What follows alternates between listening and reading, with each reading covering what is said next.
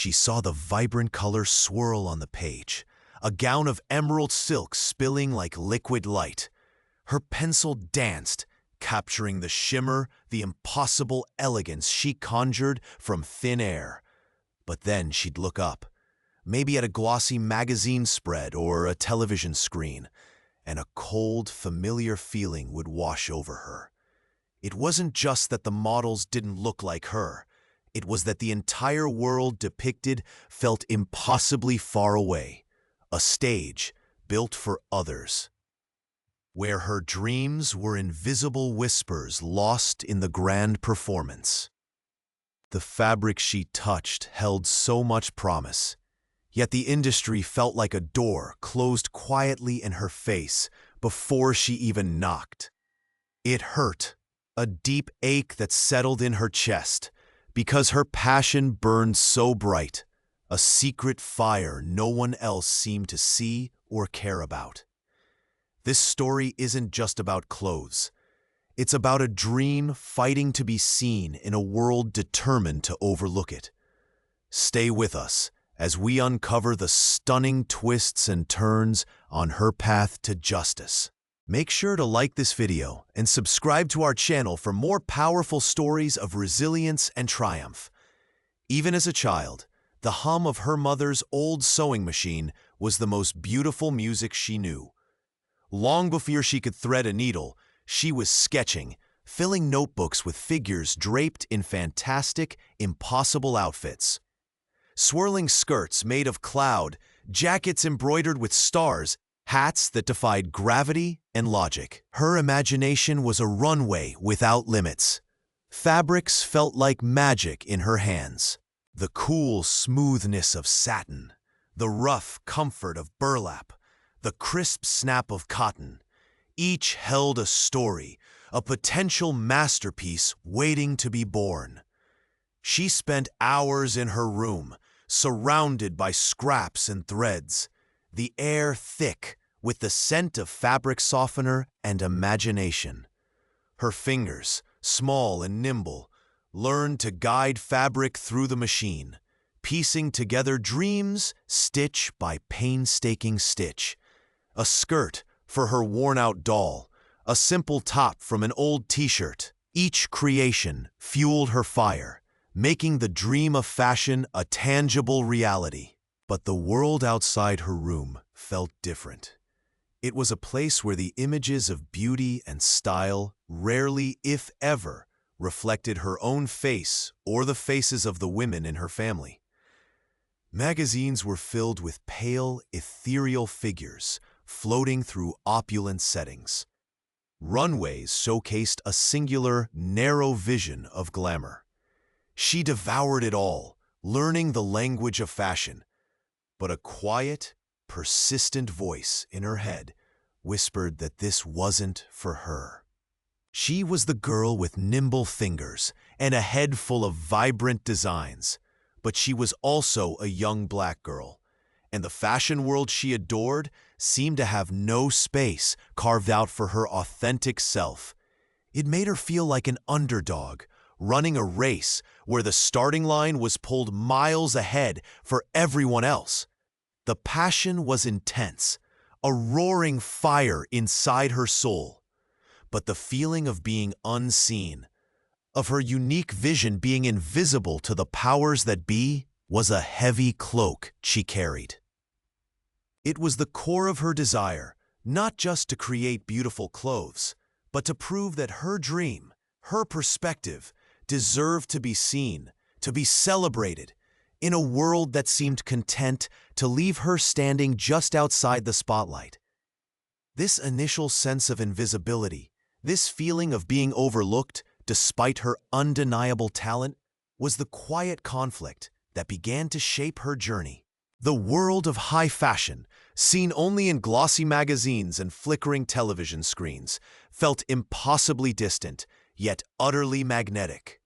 Driven by a fiery passion that burned in her soul, she began taking her first tentative steps towards its dazzling, intimidating gates. She poured her heart into sketchbooks, filling pages with bold silhouettes and vibrant patterns that defied conventional trends. The smell of fresh ink and paper became her constant companion, a tangible representation of her dreams. She carefully folded her best designs, binding them into humble portfolios, her fingers tracing the lines with a mix of hope and trepidation. These weren't just drawings. They were pieces of her identity, fragments of the unique vision she longed to share. Her journey led her to local boutiques, to small design competitions advertised in community papers, to casting calls seeking fresh faces for minor shows. The air in these studios often smelled of stale coffee and desperation, a stark contrast to the glamorous images she held in her mind. She remembered the texture of rough, cheap fabric samples, the faint hum of fluorescent lights overhead, and the polite, practiced smiles of those who held the keys to this world. The rejections arrived subtly at first, a delayed email that never came, a promised callback that vanished like smoke, a folded design returned with a generic "thank you for your submission" note. Each unanswered phone call, each unopened portfolio felt like a tiny chip taken from the foundation of her self-belief. It wasn't just a no, it felt like a dismissal of who she was, of the very essence that made her creations, or even her appearance, different. Then came the moments that were less subtle, more cutting. At one local modeling call, a woman with sharp eyes and an even sharper tongue surveyed her from head to toe. The woman's perfume hung heavy in the air, a cloying scent of artificial success. The woman gestured vaguely, her gaze lingering on the protagonist's natural features, features she had always cherished, but suddenly felt acutely aware of under this critical stare. Interesting, but not quite what we're looking for right now. You're a bit distinctive. We need something more adaptable, darling. Something that fits. The words, delivered with a saccharine smile that didn't reach the eyes, landed like small, heavy stones in her chest. Distinctive. In that world, it wasn't a compliment. It was a sentence. It meant, doesn't fit our narrow mold. Too much effort, not easily palatable. The feeling that her unique look, her inherent style, the very things she thought made her special, were not valued, but were instead obstacles, began to settle deep within her bones. This wasn't just about getting a job or winning a contest anymore. This was personal. This was the quiet, insidious beginning of a conflict she hadn't anticipated. A battle against an industry that seemed determined to erase the very qualities she couldn't and wouldn't change. The walls of the fashion world felt higher now, and they were built of subtle prejudice and unspoken rules. The hopeful anticipation that had once fluttered like nervous butterflies in her stomach curdled into a heavy stone, sinking with each passing day. The initial, softer rejections had stung, yes, but these were bludgeons to the spirit. She stood beneath harsh fluorescent lights, the stale smell of old costumes clinging to the air, and listened as the casting director, a woman with eyes like chips of ice, surveyed her from head to toe. The silence stretched, thick and suffocating, before the words fell, cold and precise. You have potential, yes, raw talent perhaps, but your look simply isn't right for the roles we cast. It's just not the standard. The subtext hung heavy, an invisible shroud mentioning her curves, her skin tone, the very essence of who she was.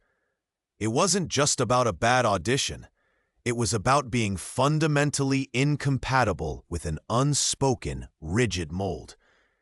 Another time, An agent, leaning back in a plush leather chair that creaked slightly with his weight, waved a dismissive hand. The opulent office suddenly felt like a cage of polished wood and expensive lies. Look, the industry has types. We need certain dimensions, certain aesthetics. Frankly, your build just doesn't fit the current market demand. It's a business, pure and simple. We can't risk taking someone on who won't book. Business, market demand, cold, clinical terms used to dismantle a dream built on passion and years of hard work. Each word was a pinprick, letting the air out of her soul. She remembered standing outside a prestigious drama school after an interview, the autumn wind whipping around her, carrying the scent of damp leaves and distant exhaust fumes.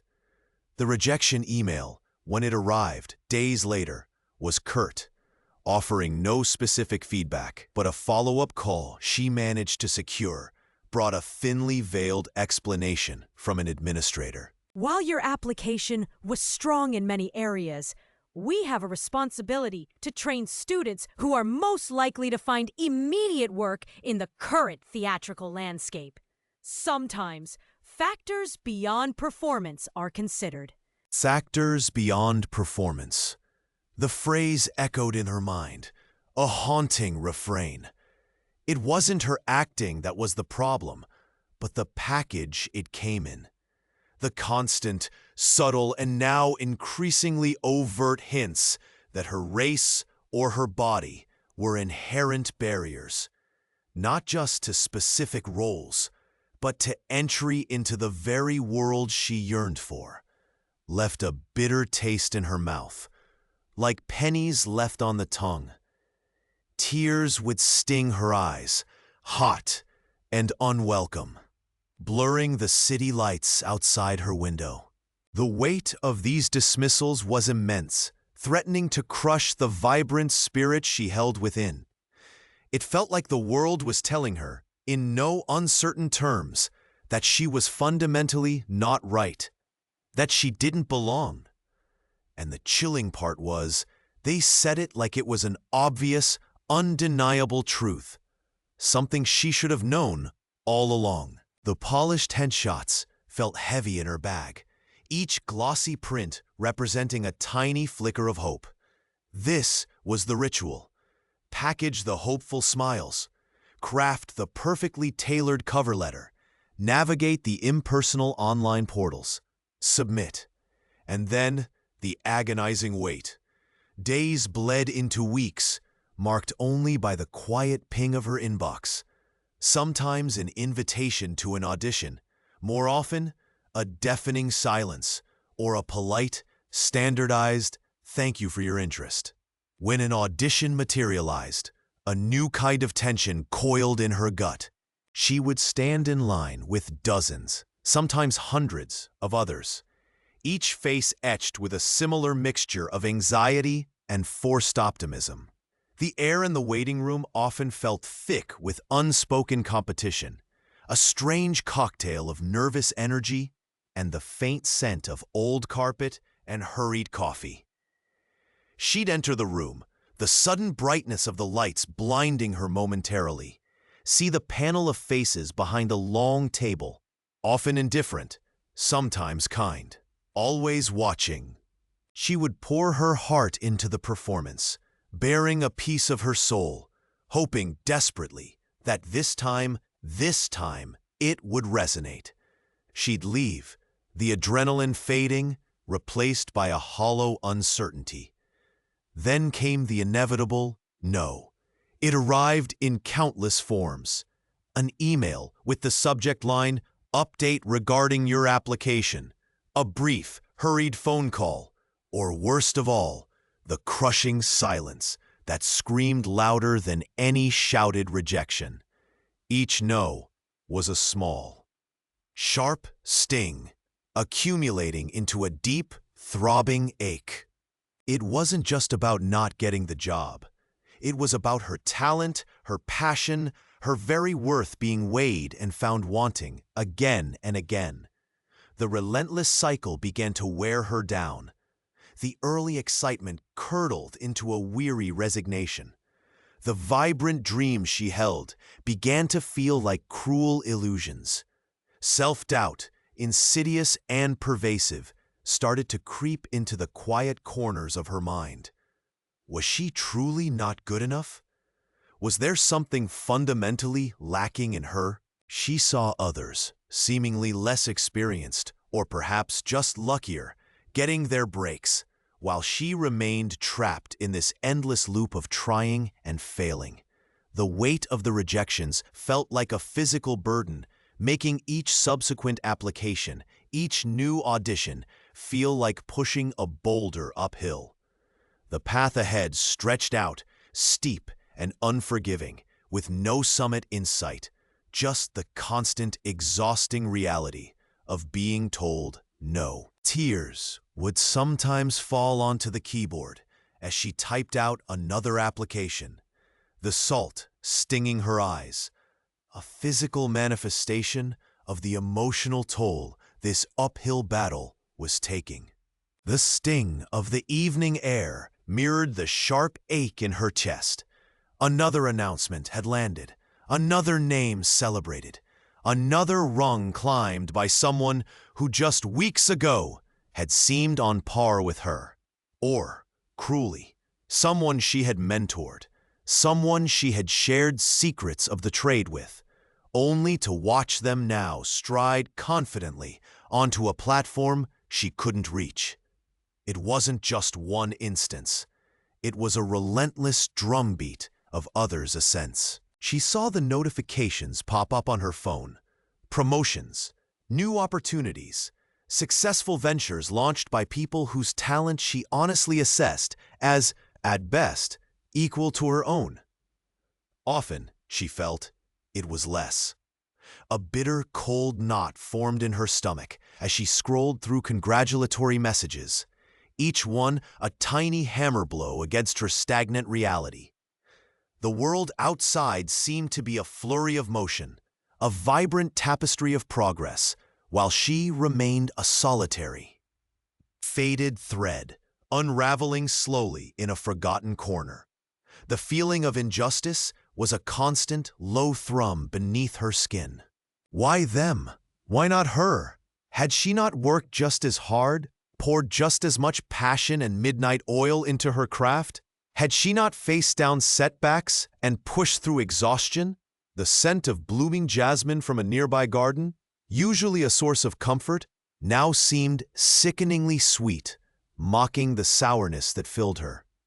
Isolation became her unwelcome companion. How could she share her despair with those who were now flying high? Their success inadvertently highlighted her failure. Their joy amplified her own quiet agony. Conversations became treacherous landscapes, each innocent question about her progress a potential landmine of embarrassment. She found herself withdrawing, avoiding places where she might encounter the luminous glow of their achievement, the clinking glasses of their celebration. The triggers were everywhere. A familiar face on a magazine cover she had once dreamed of gracing. A social media post detailing a triumph that felt like a direct mirror image of her own long-abandoned aspirations. The casual mention of a peer's new title or expanded influence during a muted phone call.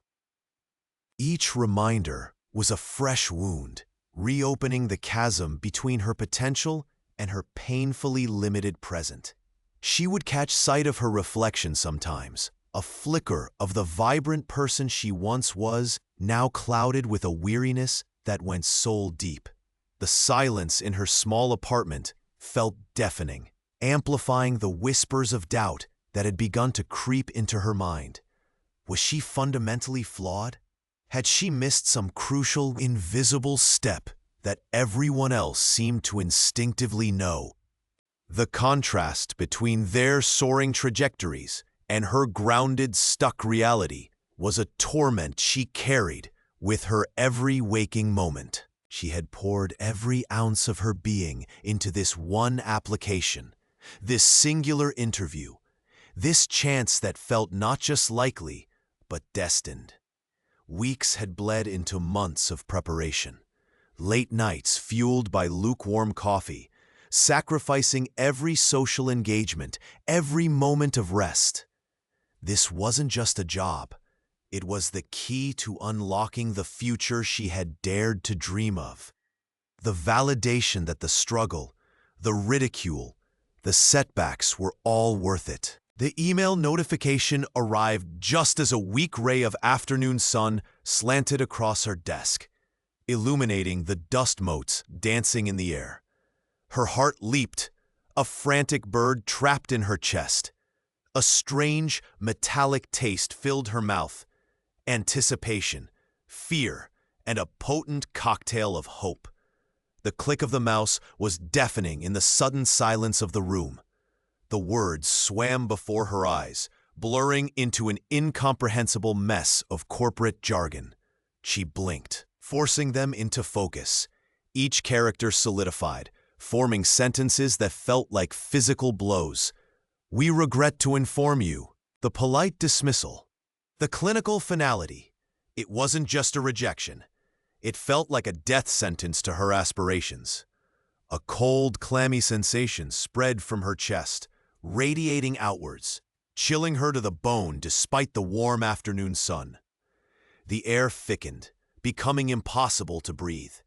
The paper in her hand, a printed copy of the rejection, that felt too real to be contained in mere pixels, crumpled under the sudden, white-knuckled grip of her fist.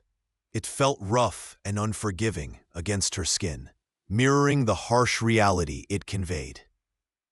She sank into her chair, the worn fabric doing little to comfort her trembling body. Tears, hot and stinging, welled in her eyes, overflowing and tracing paths down her cheeks, landing with soft, mournful taps on the desk before her. The room, moments before filled with the quiet hum of hopeful expectation, now felt heavy, suffocating, smelling faintly of defeat and stagnant air. This wasn't just missing an opportunity. This was confirmation of every doubt whispered by every detractor.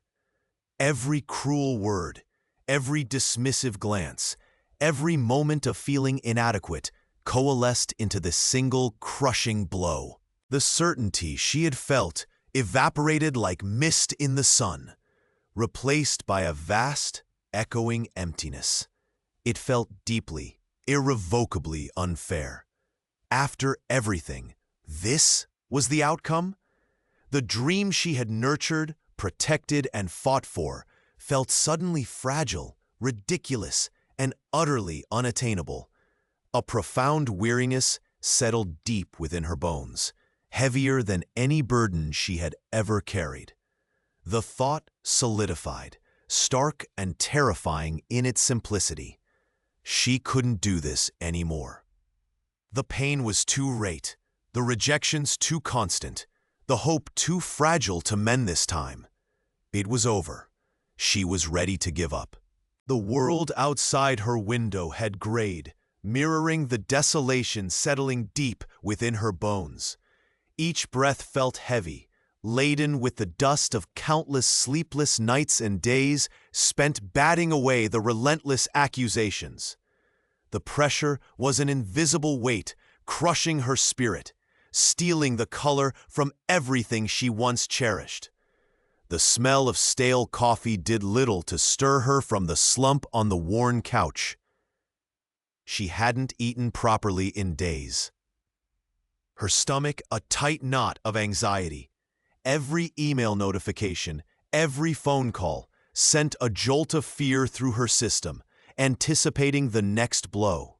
The crisp edges of her former optimism had long since frayed, leaving behind only the soft, yielding core of despair. How much longer could she endure this?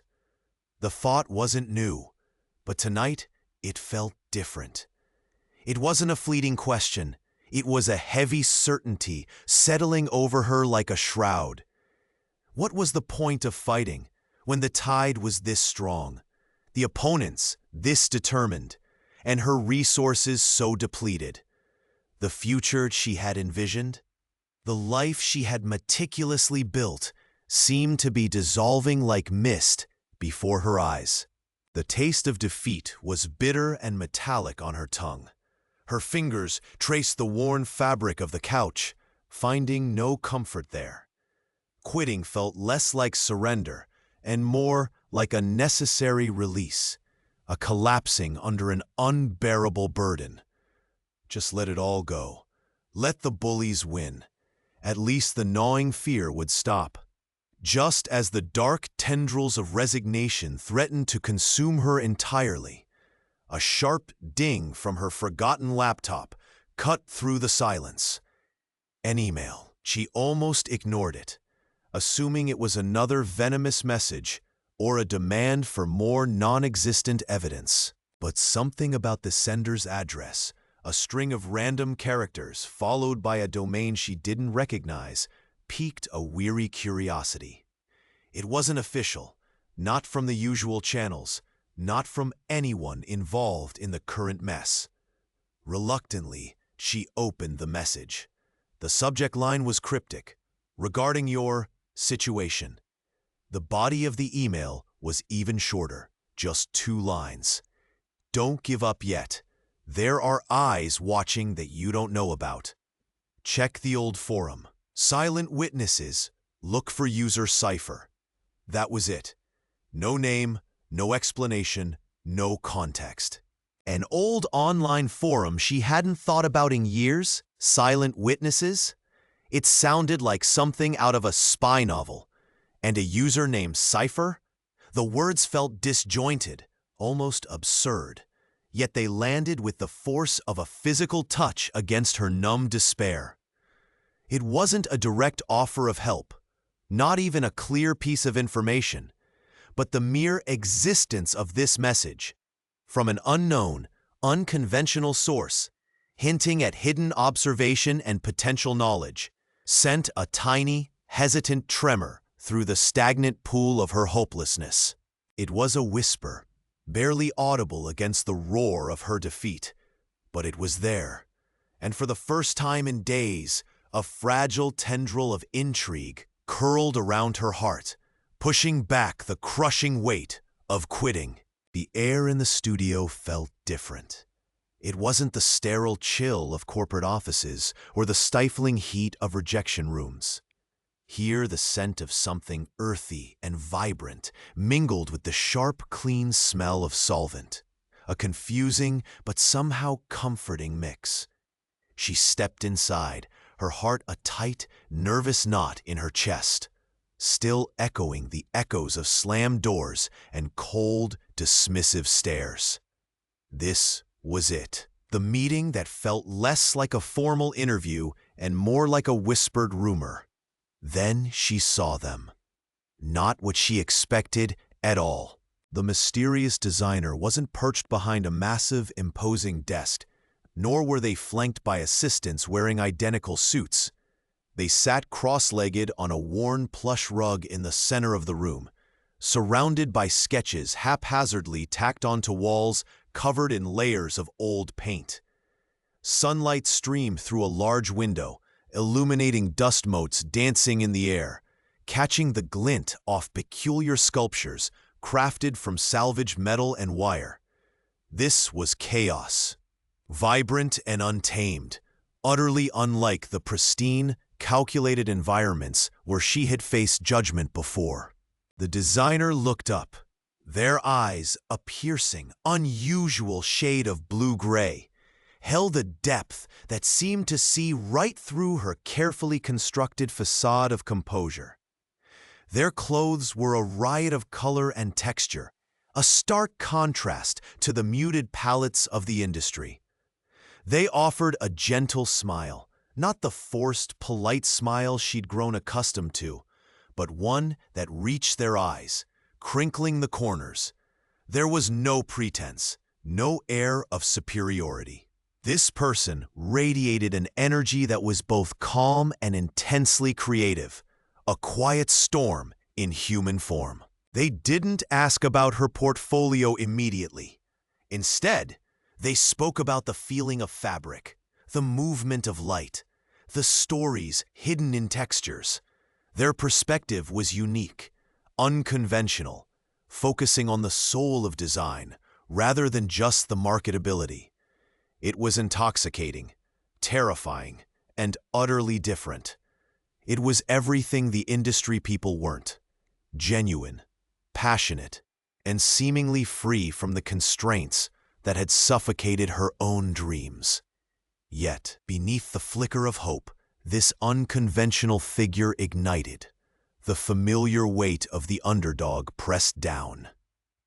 She was still the one who had been cast aside, the one deemed unworthy.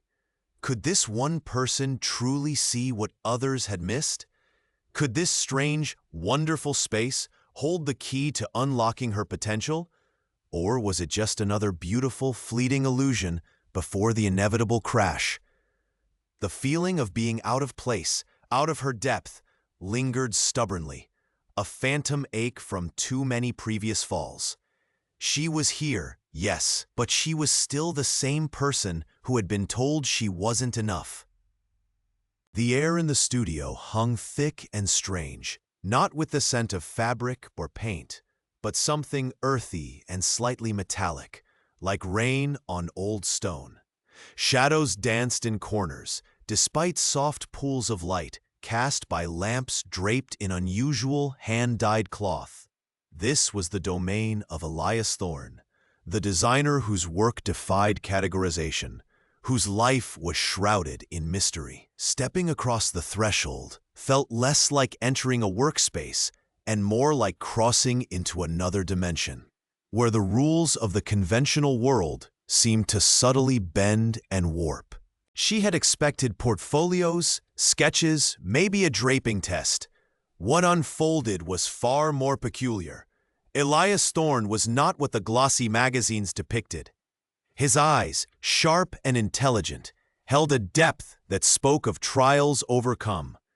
He didn't ask about her resume or her design process. Instead, he gestured towards a small, cluttered table in the center of the room, where sat only a single, chipped porcelain cup and a handful of smooth, dark pebbles. Your audition is simple. Tell me the story of this cup. Not where it came from, not its market value. Its story. What has it seen? What has it felt? What secrets does its glaze hold? A wave of confusion, thick and disorienting, washed over her. This wasn't a test of skill. It was a test of what? Empathy? Imagination? Her mind raced, trying to find the logic, the hidden industry standard. She looked at the cup, then back at Thorne, his expression calm, expectant. There was no rubric, no right answer according to any design school curriculum she knew. This felt like a trap, or perhaps a cruel joke. But the stakes were too high to falter now. She felt a prickle of the old fear, the familiar chill of being judged on criteria she didn't understand, echoing past injustices. The pebbles sat inert, offering no clue. The cup was cold beneath her fingertips, smooth, but for the tiny chip near the rim, a silent wound. What had this unassuming object witnessed?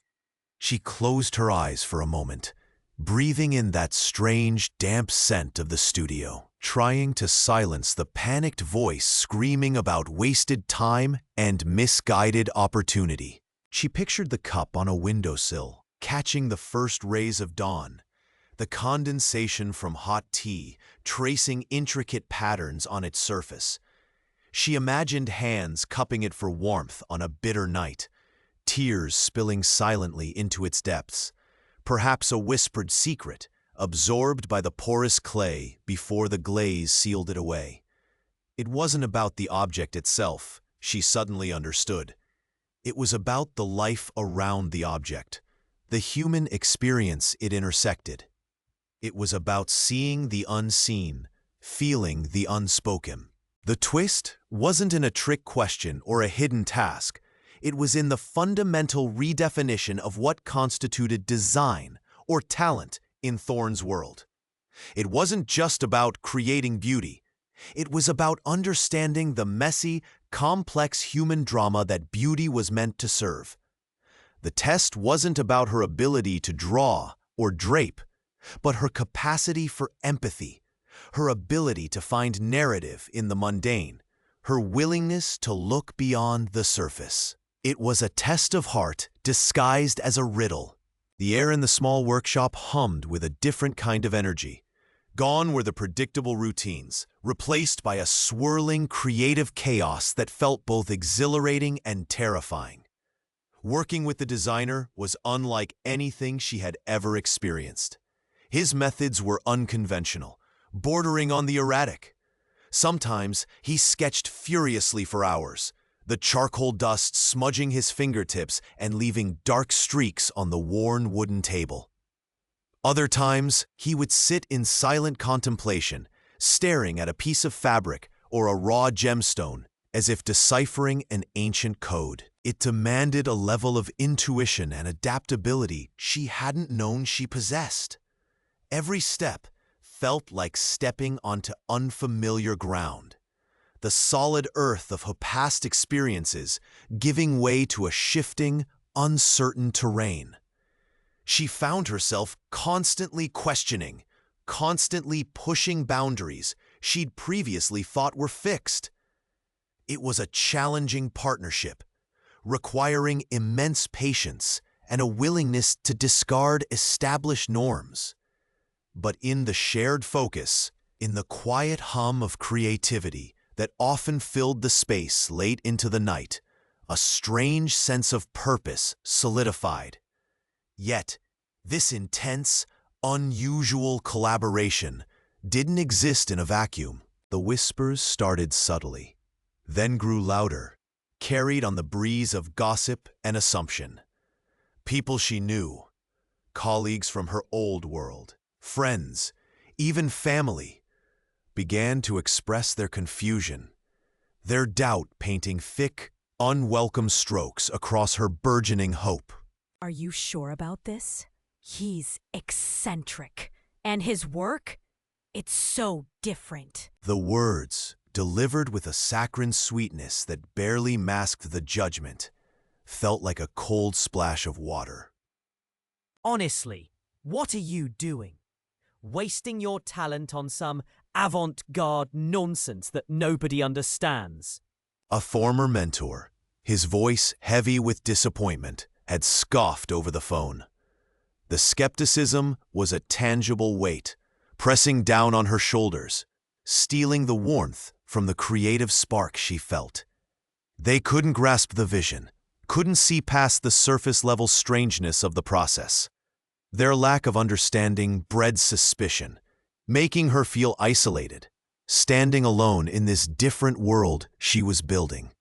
The constant barrage of questions, the raised eyebrows, the thinly veiled pity in their eyes, it all chipped away at her confidence. Doubt, like a creeping vine, began to wrap itself around her heart, nourished by the external conflict. Was she making a terrible mistake? Was this unconventional path leading her nowhere, just as they predicted? The air outside the workshop felt colder now, filled with the sharp edges of their disapproval. The vibrant colors of her new endeavor seemed muted under the gray cloud of their collective doubt. It wasn't just about the work anymore. It was a fight for her belief in herself against a tide of external judgment. The aroma of freshly brewed coffee mingled with the crisp scent of new fabric in the sun-drenched studio. She smoothed a piece of muslin, the rough texture grounding her as the designer studied her latest sketch. Doubt, a familiar shadow, clung to her, whispering the tired refrains of past rejections. Too unconventional, not commercial, lacks polish. She braced herself for the inevitable critique, ready to apologize for the quirks she couldn't seem to iron out of her vision. But his gaze, when he lifted it, held not criticism, but an intense, almost surprised appreciation. He traced a line on her sketch, a detail she'd added almost subconsciously, one that had been deemed fussy and unnecessary by others. This line here, the way it disrupts the flow, creates that unexpected tension. His voice was calm, thoughtful, utterly devoid of the dismissiveness she'd come to expect. It's brilliant. It's you. She blinked, the words failing to compute. Brilliant? That tiny, defiant curve that had been the source of so much negative feedback? A knot of disbelief tightened in her chest. He didn't see it as a flaw? Decades of being told her unique qualities were liabilities, her meticulousness read as obsession, her unconventional silhouettes labeled impractical, her refusal to blindly follow trends seen as stubbornness, had become ingrained truths. They weren't just critiques. They were verdicts on her inherent worth as a designer. She mumbled something about it being an accident, trying to deflect the unfamiliar weight of praise. He leaned back, his expression shifting from focused examination to a gentle, knowing look. An accident you allowed to stay, because it resonated with you. He paused, letting the truth of that sink in. Why do you seem so surprised that what makes your work distinct is valued? His question cut through the fog of her internalized doubt. It wasn't just about this one sketch. It was about her. He wasn't asking her to fit a mold. He was appreciating the places where she broke it. The twist began to deepen, revealing layers she hadn't anticipated. His philosophy wasn't merely about finding talent. It was a deliberate counterpoint to the industry's stifling homogeneity. The industry fears what it doesn't understand. It wants replicable patterns, safe bets. It suppresses true individuality, calls it unprofessional. He gestured around the studio at the vibrant, unconventional designs hanging on the racks. I built this to challenge that, to prove that those flaws, those unique instincts others reject, are the very wellspring of innovation. Your stubbornness is integrity. Your fuzziness is attention to soul-deep detail. Those are not weaknesses. They are your greatest strengths. They are exactly why you're here. We aren't just making clothes. We're making a statement. The weight in her chest didn't vanish entirely, but a fragile crack appeared in the foundation of her self-doubt. She looked at her sketch again, then at the designer, truly seeing him for the first time, not just as a mentor, but as a deliberate force of disruption. His intentions were clear. He wasn't merely seeing her through new eyes. He was offering her a mirror in which to see herself finally as strong. The air in the studio hummed with a new energy, thick with the scent of fresh canvas and the faint, metallic tang of industrial dyes. This wasn't just another project. This was the project. A collection so audacious, so vibrant, it felt less like clothing and more like living art. It was born from whispered conversations, from feverish sketches scribbled late into the night, from a shared vision that dared to defy convention. It was her chance. Every thread pulled, every seam stitched, felt like a defiant declaration. She immersed herself in the work, the smooth glide of silk beneath her fingertips, the rough texture of raw cotton, the intricate dance of needle and thread. The world outside the humming studio doors faded away, replaced by a universe of color, form, and texture she was bringing into existence. Days blurred into nights, fueled by weak coffee and an incandescent passion that had been stifled for far too long. This collection, provisionally titled Resurgence, was more than just fabric and design. It was a narrative woven into textile, a story of overcoming, a bloom pushing through hardened soil. Her contributions were specific, vital. She wasn't just executing someone else's ideas. She was shaping the very soul of the collection. She conceived the unique color palette, drew the intricate, abstract patterns that would be digitally printed, and oversaw the complex process of fabric development, sourcing materials that spoke to the collection's theme of transformation. She worked tirelessly on the structural integrity of the garments, ensuring that the avant-garde designs were not only visually stunning, but also wearable works of art. This level of creative control, this trust in her unique perspective, was a balm to old wounds. Before, her talent had been confined, pruned back like an unruly vine. Now, it was allowed to flourish, climbing towards the light. Ideas that had once been dismissed or stolen flowed freely from her mind onto paper, then into tangible form. The collaborative spirit within this new team was a stark contrast to the toxic competition she'd known. Here, her voice was heard, her vision respected. The rustle of fabric, the rhythmic whir of sewing machines, the soft clicking of computer mice designing patterns. These sounds were the soundtrack to her liberation. With each successful prototype, with every positive comment from her new collaborators, a quiet strength began to bloom within her. The knot of anxiety that had lived in her stomach for so long started to loosen. Doubts that had whispered insidious lies about her worth began to fade, drowned out by the hum of creation and the tangible proof of her capability. This wasn't just a professional ascent, it was an internal recalibration. Her rise wasn't marked by applause or accolades yet, but by the steady, undeniable growth of confidence in her own hands, her own mind, her own undeniable talent. She felt the shift deep inside. A quiet revolution unfolding stitch by stitch, pattern by pattern. The air crackled with a different kind of energy now, sharper, more watchful. Word had a way of traveling, especially when coupled with whispers of ambition and the unexpected rise of the dismissed. News of the ambitious project, headed by the innovative designer, began to filter through the city circles, the design community, the boardrooms, even the hushed corners of places where old grudges lingered.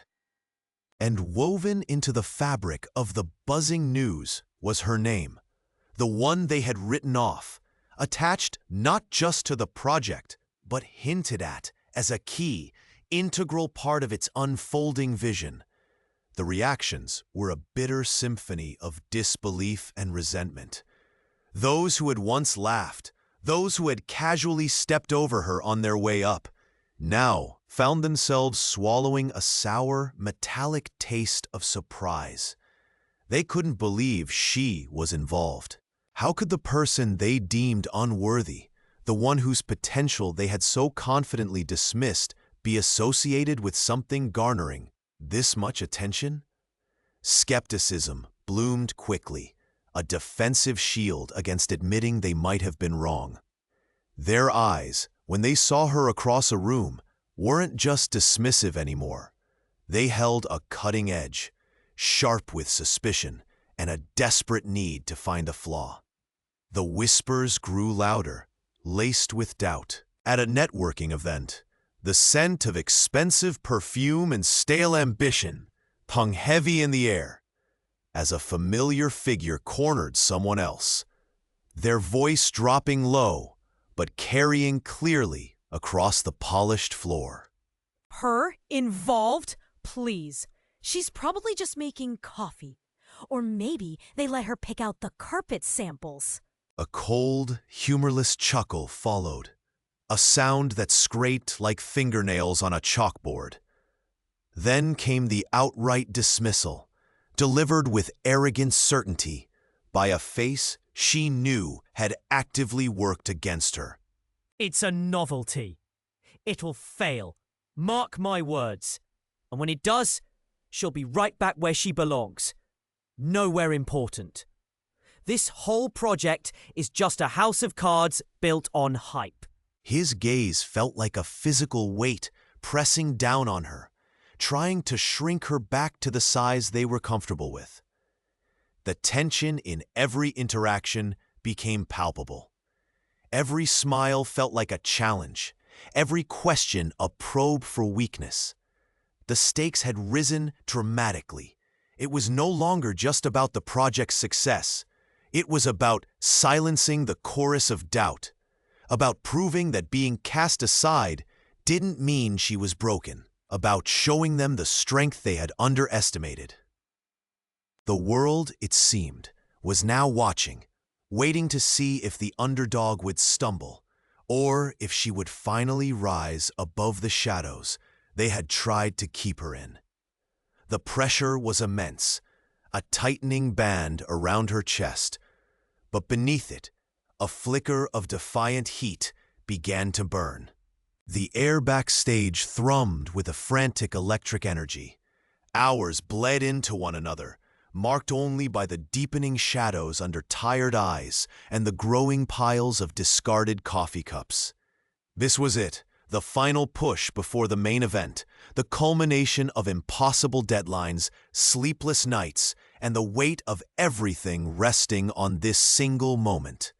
Fabric scraps lay scattered like fallen confetti, bright against the worn floor. Steam hissed from irons, adding to the humid, breathless atmosphere, thick with the scent of hairspray and anticipation. Every touch was precise, every adjustment critical.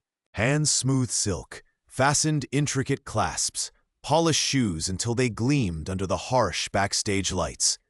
She moved through the controlled chaos, a knot tightening in her stomach with each passing minute.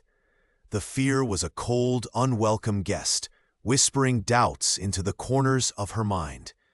What if something went wrong? What if a stitch came loose, a light failed, a model stumbled? The past injustices, the dismissive words, the attempts to sabotage her vision. They all amplified the stakes now. Failure felt not just like a personal defeat, but a validation of every cruel judgment ever cast upon her. Her muscles ached from the relentless hours, her head pounding with exhaustion. Yet sleep was a luxury she couldn't afford. Around her, the team mirrored her fatigue, but also her resolve. There were no sharp words, only hurried, focused collaboration. A shared look, a steadying hand on a shoulder, a whispered encouragement. These small gestures were the lifeblood flowing through their collective exhaustion.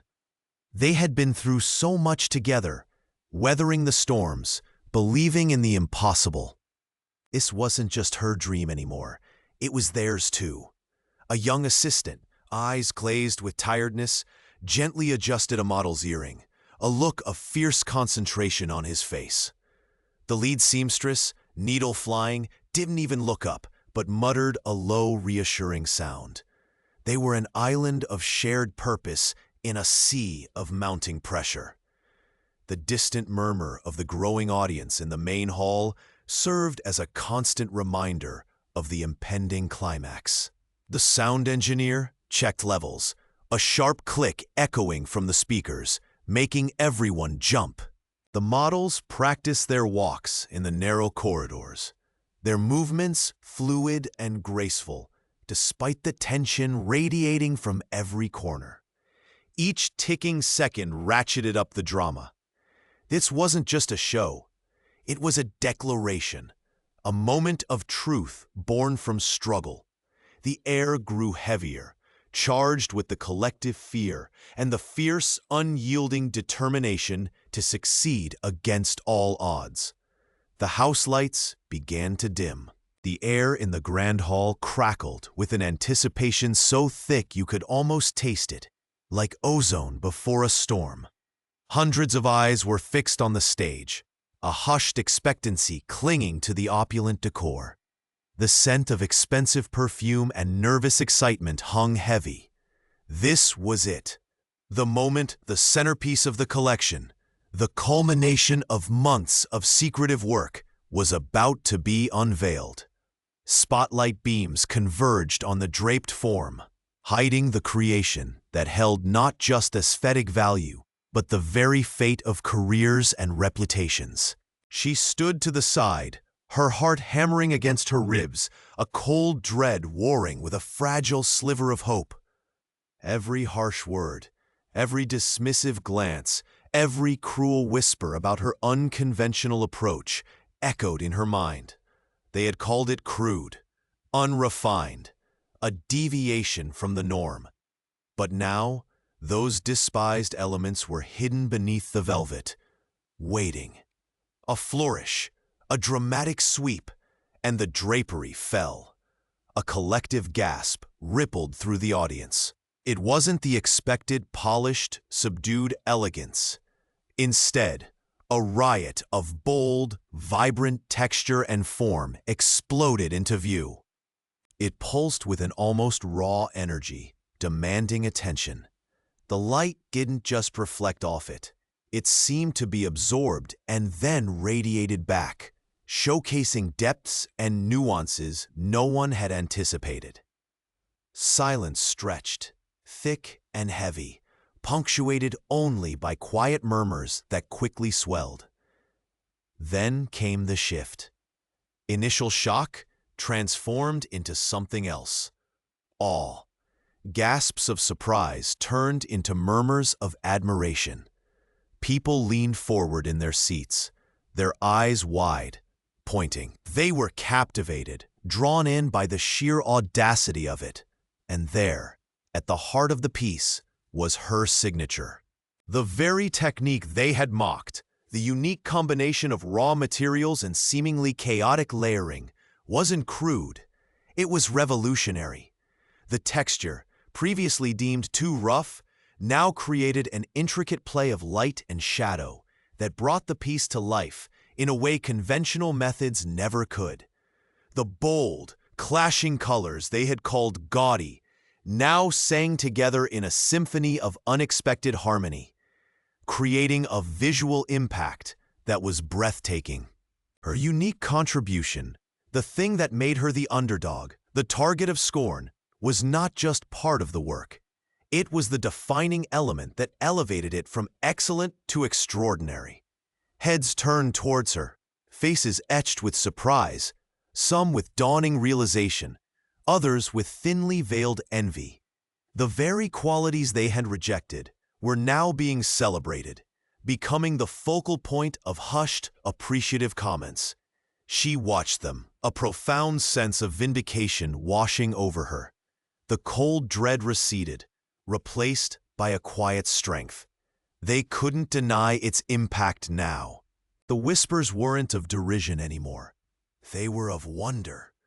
The moment her unique vision, once a source of shame imposed by others, was revealed and embraced by the collective gaze, the bitter taste of past injustices began to fade, replaced by the sweet, unexpected triumph of being truly seen, and finally, celebrated. The roar of the crowd was deafening, a tidal wave of adulation that crashed over her, warm and affirming.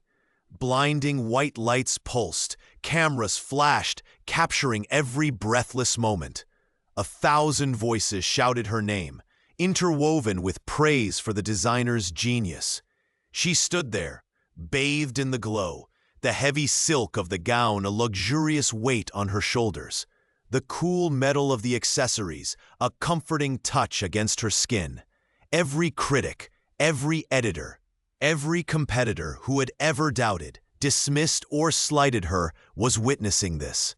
The air itself seemed to vibrate with validation. The media went into an immediate frenzy. Social media exploded. Headlines were being written in real time, declaring the show a triumph, a revolution.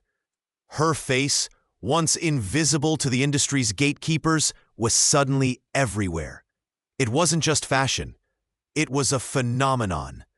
Beside her, the designer, usually so composed, allowed himself a rare, genuine smile. He squeezed her arm gently, a silent acknowledgement of their shared journey to this peak. He had meticulously orchestrated this moment, not just for his own acclaim, but for something deeper, something with a moral core that resonated profoundly. Later, when the initial storm of congratulations had subsided, the designer sought out the most influential voices among the press. He didn't just want to talk about hemlines and textures. He wanted to speak truth into the heart of the industry that had long excluded him. He spoke of his own beginnings, the cold shoulders, the doors slammed in his face, the insidious whispers that he didn't fit the mold, wasn't one of them. He had tasted the bitter pill of being told his vision was too different, too unconventional. Code words for not what we allow here. I built my success by breaking their rules, but the industry itself remained stubbornly unchanged. He explained, his voice calm but carrying the weight of past battles. He had seen the same exclusionary walls rising around her, threatening to smother a talent that burned so brightly. He saw the familiar pattern of gatekeeping, the quiet dismissal of someone exceptional because she dared to exist outside their narrow, privileged view. Giving her this platform. He continued, gesturing towards her, a figure now radiant in the spotlight. Was not merely about showcasing talent. It was an act of intent. It was a statement that this industry, in its arrogance and prejudice, has missed incredible gifts. Her triumph, he declared, was a deliberate, beautiful form of payback. It was validation for every artist, every voice, every dream that had been shut out by the industry's self-imposed limitations. It was proof that breaking the mold wasn't just necessary. It was undeniably powerful. Moral clarity hung in the air, sharp and undeniable. This victory wasn't just hers. It was a beacon for anyone who had ever been told they didn't belong. The city lights blurred through the limousine window as she leaned back, the hum of the engine a soft counterpoint to the distant murmur of traffic. It felt like a dream, one she had dared not even whisper in her darkest moments. The rejections, the cold stares, the dismissive laughter, they were ghosts now, faint echoes of a past life. Her rise had been unexpected, a seismic shift nobody, least of all herself, had predicted. One moment she was an outsider looking in, bruised by the industry's narrow gatekeepers. The next she was not just inside, but standing on a platform built by her own resilience and the sheer, undeniable truth of her vision. New opportunities weren't just opening, they were flooding in like a tide. Magazine covers, design collaborations with global brands, invitations to shape the future of the very industry that had tried to break her. She wasn't just in the fashion world anymore. She was carving out her own essential place within it. It was a testament to the power of simply refusing to quit, of clinging fiercely to the belief in her own self-worth when others saw none. The greatest lesson wasn't just about perseverance, though that was paramount. It was about recognizing that true talent and beauty didn't adhere to prescribed molds. They broke them, they challenged them, and in doing so, they redefined what was possible. Looking back, it wasn't just her story, it was a message. A message whispered on runways, echoed in editorials, and heard in the quiet hearts of anyone who had ever felt diminished or told they weren't enough. The journey had been arduous, marked by painful stumbles and moments of crushing doubt, but the view from the summit was breathtaking. It wasn't the validation from others that mattered most now. though it was sweet. It was the quiet certainty that she had stayed true to herself, that she had proven not just to the world, but to that scared young woman who had faced so much rejection that she was capable of extraordinary things. The air, even through the glass, felt different here. Crisp, clean, filled with the scent of possibility and the quiet satisfaction of a battle fought and won. Not just for herself, but for the principle that difference was not a weakness, but a glorious, undeniable strength. This wasn't just success. It was a profound affirmation of the human spirit's ability to bloom in the most challenging of soils. A vibrant, living testament that standing tall in your own truth was the most fashionable statement of all.